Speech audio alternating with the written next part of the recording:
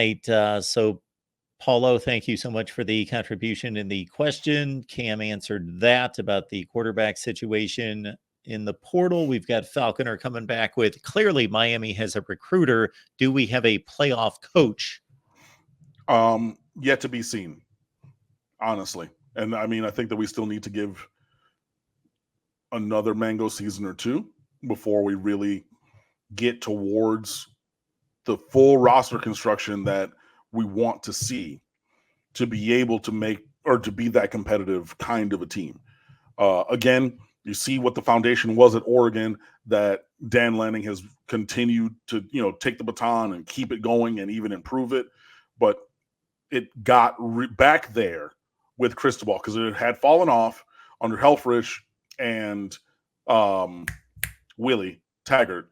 Willie Taggart had to tick up a little bit from where Helfrich kind of had it at the bottom, but getting it back to Oregon, like Chip Kelly standard Oregon, that was really Mario. And so we're going to need time to get there because it just takes time. But do we have a playoff coach? Honestly,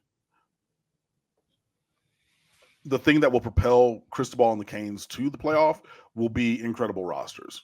I think that you're going to need to have incredible players to kind of mitigate some of his coaching deficiencies. So I think if the first thing goes well, then I think that the second thing can happen, if that makes sense. He's got to have a legit, top 10 team getting him to the playoff rather than coaching up trying to think of a example, Mark D'Antonio taking Michigan State to the playoffs. Yeah, right. Yeah. I agree. But I think I think also if you solve the quarterback issue, I think that covers a lot because this team really, we saw this year, is like a quarterback away from competing for an ACC championship. And if you're able to do that, who knows? I didn't say an undefeated season. Those come around rarely. I didn't say, rivaling the 2001 Hurricanes, best team of all time. Didn't say that.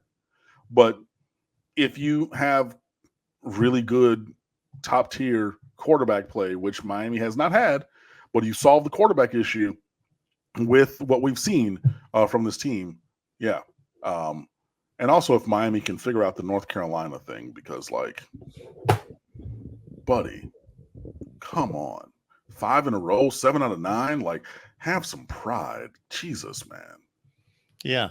And meanwhile, they get hyped every year, but then they go out and lose to NC State and Georgia Tech and whoever else they lost to this year. And I can't even say, I was going to say, you know what? They always start 5-1, 6-0, and then fall off. So why don't you put the Carolina game at the end of the year?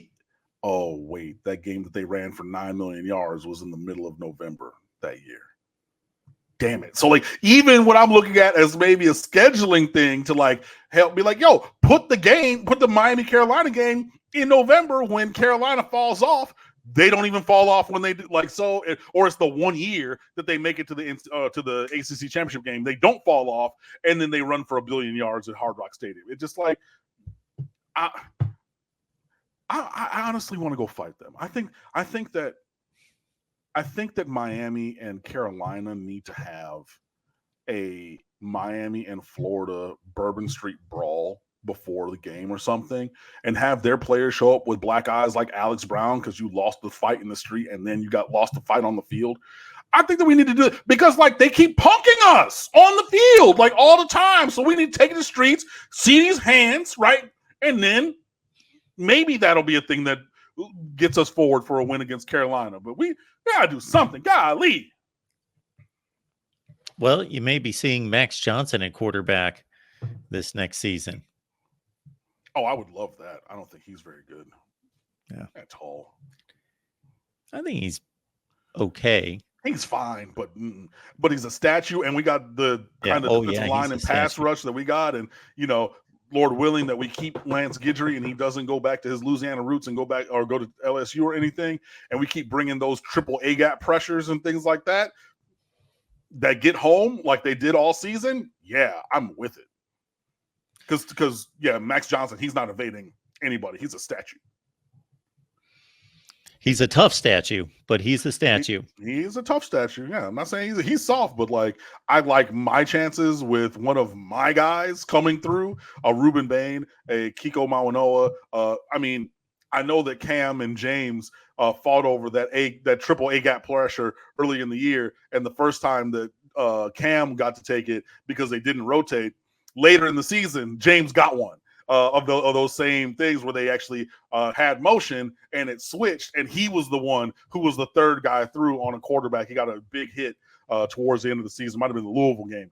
So he finally was able to fire off on that. So, hey, good on him. But, yeah, I like my chances with one of those dudes, like with a free run at Max Johnson. Yeah. It just surprised me when I saw North Carolina Max Johnson because I think he's better than you do. But they would definitely be settling. But that's what yes, I agree. Compared to what they've had the last 2 years, they'd be settling a lot. And then Falconer TRX, we appreciate you encouraging everyone to get us past the 100 like mark, which we have hit. And also, great receivers require a great quarterback. Well, yeah, they do. So let's go get one. And also, the better talent that you have, it requires harder work. Whether that's in my choir when I talk choir, whether that's, at your job, whether that's on this football team in this program, like you have to work. Your talent alone is not enough. That is God given. You have to work to develop and refine demonstrable skill. That is what is needed. And if you have a good coordinator, you put people in advantageous situations. So maybe you can lower the level of required quarterback play, and then the extra would be bonus. That would be lovely. That would be type lovely because you can have all kinds of quarterback. Like if I were to look it up, and I'm going to do this really quickly because I know that we're going to get out of here. But if I look at individual passing yards, there were 28 players in the country who threw for 3,000 yards. There were 31 who threw for 2,900 yards and 34 who threw for 2,800 yards. That being said, there are plenty of dudes that can throw the ball around and get you yardage. And if you have a decent coordinator who can, dial it up, and then if you have good players, run after catch, and good, like there, a lot of that goes in there. But like, it's not crazy to be like, oh yeah, we need a guy to throw for 2,800. If you drop it to 2,700, then you're talking about 39. Well, that includes Tyler Van Dyke because he had 2,703. So he's the last guy to make the cut. But that's 38 players, 39 players who threw for 2,700 yards. Come on, man. Like you can win with that, but and especially because he missed a game. But hey, well, 2 games really because he got benched. But whatever.